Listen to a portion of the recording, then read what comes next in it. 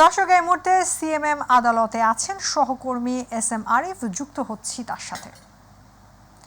আরিফ, আনিসুল হক ও Salman F রহমানকে আদালতে তোলার বিষয়ে আর কি তথ্য আছে আপনার কাছে?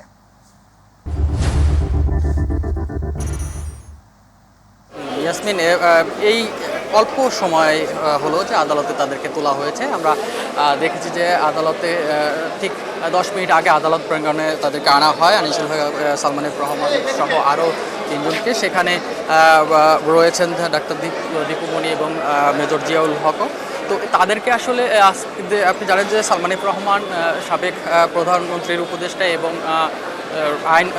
সাবেক আইনমন্ত্রী আনিসুল হক, তাদেরকে কিন্তু 10 দিনের রিমান্ড ছিল এবং গত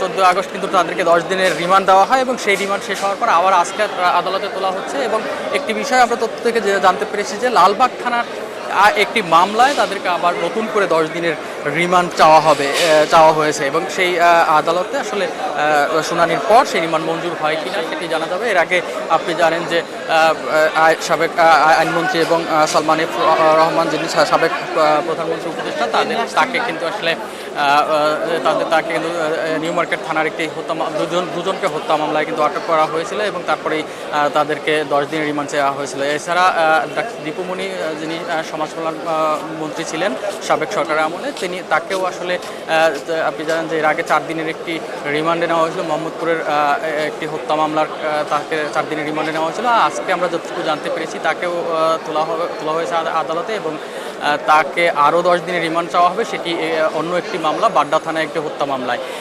এছাড়া আসামা ফিরোজকেও ভাটারা থানার একটি হত্যা মামলায় কিন্তু আবার তাকে রিমান্ড চাওয়া হবে, সেটি আমরা জানতে পেরেছি। তবে আদালত প্রাঙ্গণে আমরা দেখেছি যে প্রচুর সংখ্যক পুলিশ সদস্য তো আগেই রয়েছে, তার সাথে সেনাবাহিনী রয়েছেন, আইনশৃঙ্খলা বাহিনী কিন্তু প্রচুর আদালত প্রাঙ্গণটা যে সিএমএম কর্তৃক রয়েছেন সেটি আসলে ঘিরে রয়েছেন এবং যেটা বলা হয় নিশ্চিদ্র যে নিরাপত্তা ব্যবস্থা, জানেন সরকারের যে সাবেক মন্ত্রীরা রয়েছেন সেখানে এই আদালতে তাদেরকে তোলা হয়েছে, সে কারণে কিন্তু নিরাপত্তা ব্যবস্থাগুলো কিন্তু আসলে জোরদার করা হয়েছে। এই ছিল আমার কাছে সর্বশেষ। আরিফ, আপনাকে ধন্যবাদ।